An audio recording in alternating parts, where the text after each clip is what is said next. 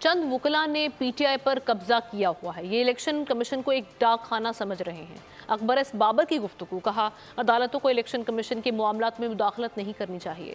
انصاف نہ ملا تو سپریم کورٹ سے رجوع کریں گے. پی ٹی آئی ملک میں انتشار چاہتی ہے. پی ٹی آئی جیسی جماعتوں کا راستہ روکنا چاہیے. 3 سال تک پی ٹی آئی نے زیادتی کی, اب ان کے ساتھ ہو رہی ہے. جو تازہ ترین گروپ ہے جس نے پاکستان تحریک انصاف پہ قبضہ کیا ہوا ہے, یہ چند وکلاء کا گروپ جنہوں نے ٹکٹیں بانٹنی شروع کر دی ہیں.